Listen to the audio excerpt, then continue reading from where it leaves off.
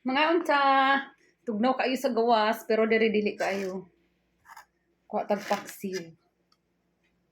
Lami ni akong paksiw kay pinauga nga adobo. O diba? Kasabot kasabot mo guys, may sabaw ni kaganina. Tanawa karon ning gahi na bisag naara siya sa among abuhan o sa among kuan stove tungod sa katugnaw. Tungod sa katugnaw ning gahi ang sabaw. Gutom na ako, naghimo kog leche flan. Ako usang gisalang usa ko mukaon. Thank you Lord sa food. Thank you for all the blessing. Haunta. Ramen. Sarap.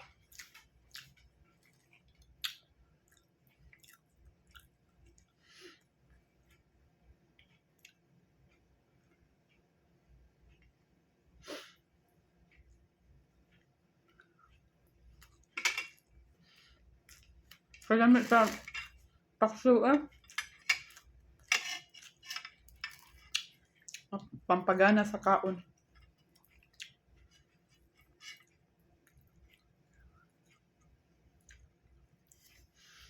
Sa orasan na alas 7 na sa gabi manihapon ta. Sayot mo uli akong bana. 8:30. Pag Friday, out niya 7. Tapos pakakarating siya ng bahay mga 8:30 kasi sa New York kasi traffic. New York City siya nagtatrabaho Tapos, ma-traffic daw doon.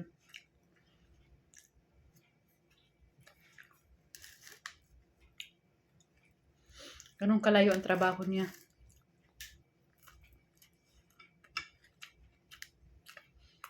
Ayaw naman niya lumipat ng ibang hospital dahil matagal na siya dun Kasi di ba pag palipat-lipat ka ng hospital, ng trabaho, maninibago or yung record mo, parang hindi ko alam, parang gano'n siguro.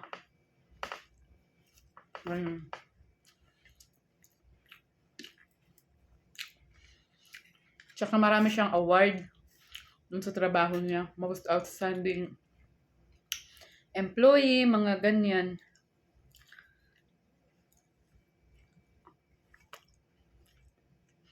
Kasi yung asawa ko, di ba hindi siya mapakali. Ang trabaho niya kasi, CAT scan technologist lang siya. Pero kapag walang pasyente, naglilinis siya, ang tawag doon? Parang ginagawa rin niya yung ibang trabaho. Nagiging assistant siya ng doktor, ganyan. Ganyan siya. Hindi mapakali.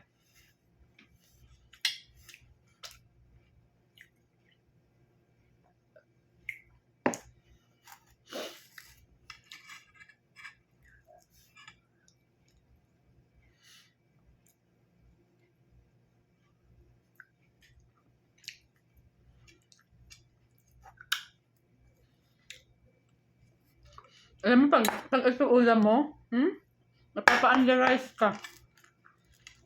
Ang sarap pa nung kanin namin. Bagong saing. Tapos jasmine rice. Masarap pala talaga yung jasmine rice.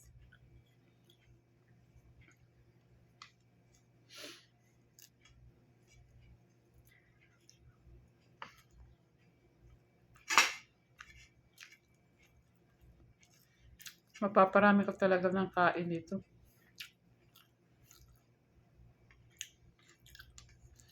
Extra rice.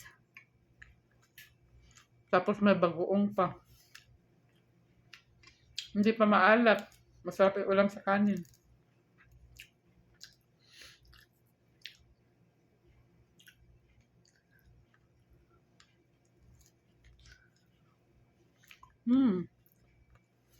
Sarap.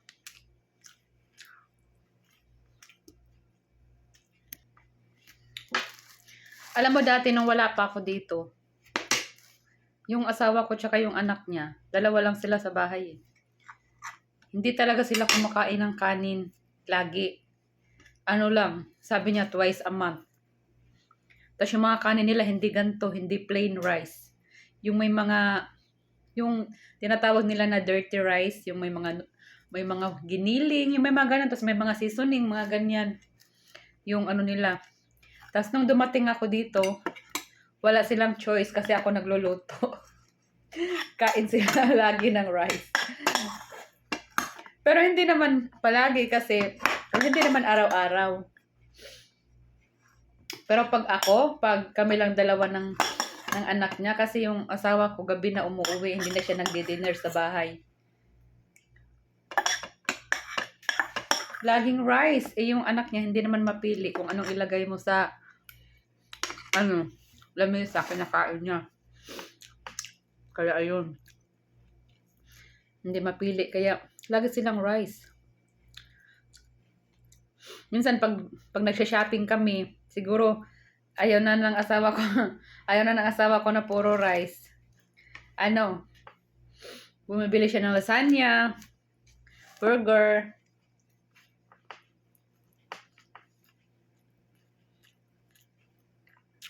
Ay, wala silang choice eh. Sabi ko magtiis ka, naghanap ka ng Pinay.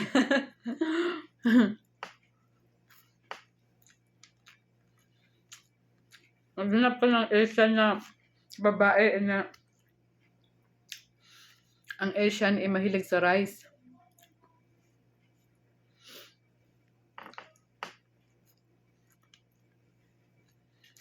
Pero alam mo nung dumating ako dito,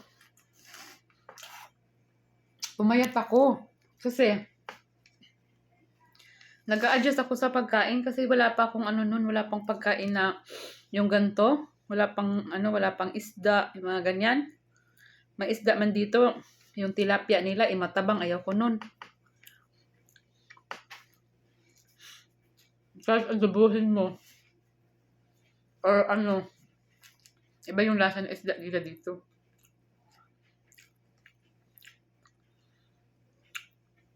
Pumayat kaya ako nun. Sabi nga ng asawa ko, kumain ka ng marami.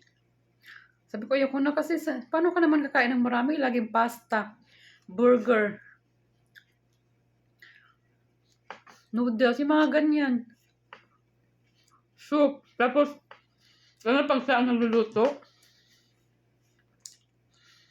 yung ready to eat na, yung ima-microwave mo na lang. Tapos, pagkatapos kainin mo na. Ayoko nang ganun eh. Gusto ko kasi yung pagkain ko niluluto ko. Gusto ko yung ayoko ng processed food kasi iba ang lasa pag processed food na yung nasa iinitin na lang. Ayoko ng ganun. Kaya nga dito, tinan mo kanina. Yung pagkain ng anak niya, lasagna. Kasi may leftover kami na lasagna. Tapos garlic bread. Yun ang gusto niya. Pero ako nagluto ako ng kanin ko. Nagluto ako ng paksiw. O, diba? Masarap yung lasagna. Gusto ko yun eh. Pero ayoko. Hindi naman kasi natin yun eh. Hindi ko na alam. Hindi naman nakasanayan. Pero masarap yung lasagna. Pero naghanap talaga ng kanin yung bibig ko.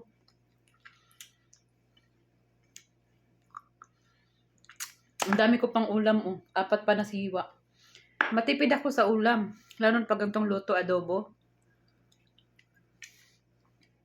Adobo tapos pinatuyo lang. Yung hindi maraming sabaw. Sarap.